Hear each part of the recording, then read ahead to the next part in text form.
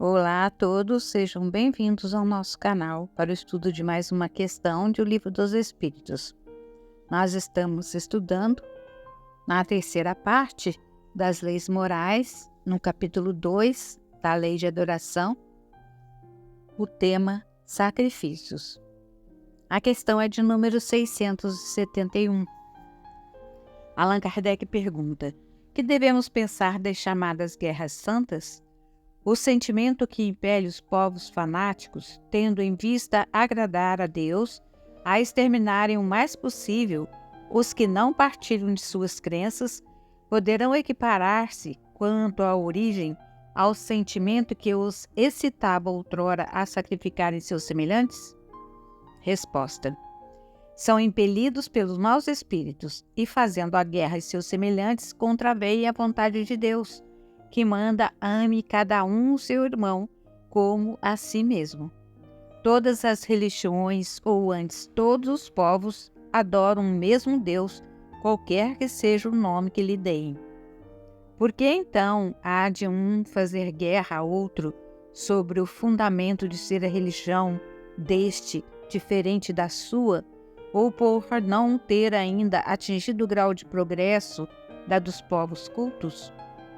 Se não desculpáveis os povos de não crerem na palavra daquele que o Espírito de Deus animava e que Deus enviou, sobretudo os que não ouviram e não lhe testemunharam os atos, como pretenderdes que creiam nessa palavra de paz quando lhes ides levá-la de espada em punho?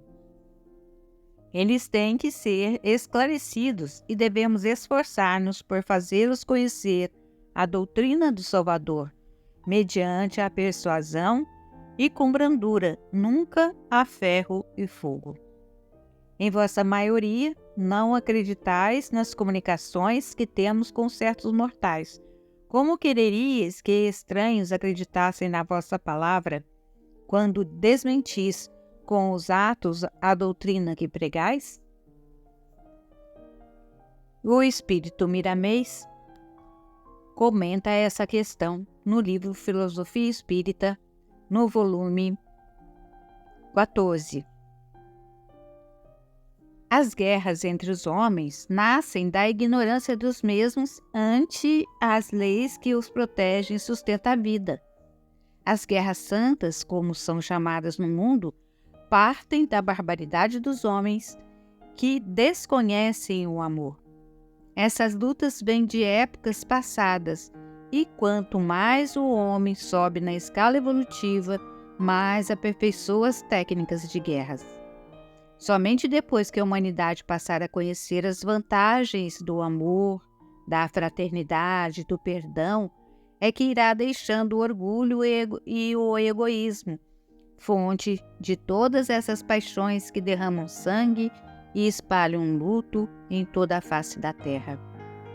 Se temos de dizer a verdade e buscar os acontecimentos nas suas primeiras causas, é bom que notemos que se o homem foi criado simples e ignorante, as guerras nascem da ignorância.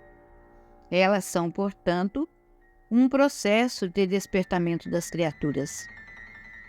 O esquema evolutivo vem pela lei dos contrários, para que chegue com o tempo na unidade do amor. Como conhecer o amor sem sentir o inferno do ódio? Como aprender a perdoar sem o ferrão das ofensas? Como entender o valor da amizade sem passarmos pelos sofrimentos que recebemos do nosso inimigo? E assim prossegue a jornada do crescimento. Se Deus quisesse nos criar já perfeitos, não precisaria nos criar. Ficaríamos já no seu seio, fazendo parte do Todo-Poderoso.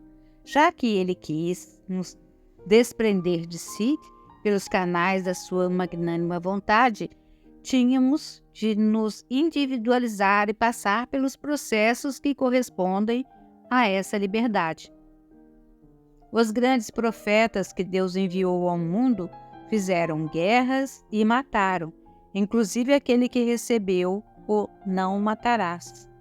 As guerras, pelo que notamos das necessidades do ser humano, fazem parte da sua ascensão. Falar o contrário é desmentir a história. O próprio corpo humano nos dá prova da necessidade das lutas, porque ele igualmente se aperfeiçoa. Deus muda os destinos dos que não precisam mais de guerras, de quem já tem o fardo leve e o jugo suave. Não precisa mais matar para viver. Isto dizemos em toda a extensão da vida. O homem animal precisa de guerras. Entre os primitivos é que ela começa. No homem espiritualizado, ela não para, mas muda de feição.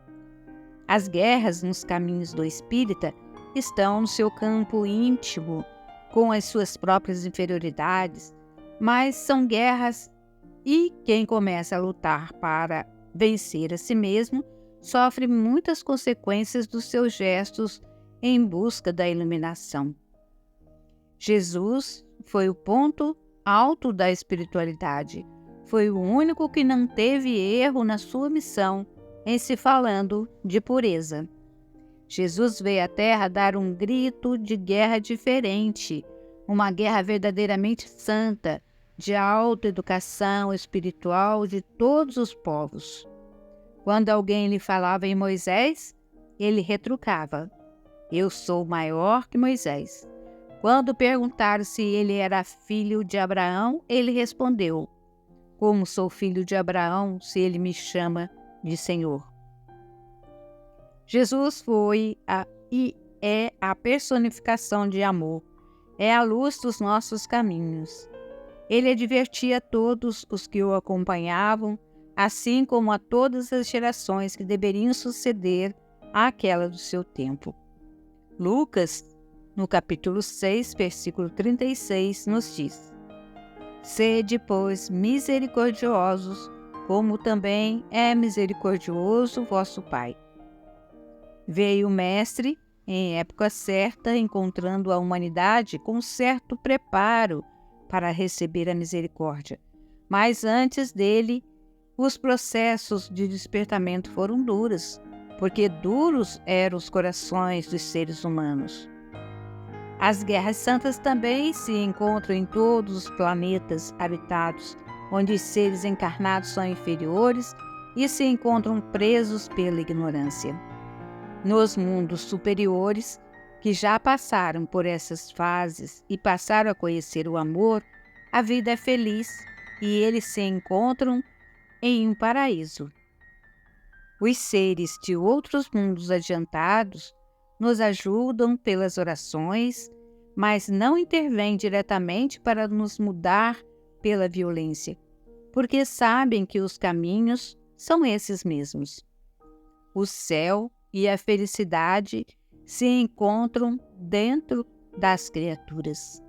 Mudando por dentro, tudo por fora opera transformações compatíveis com os sentimentos.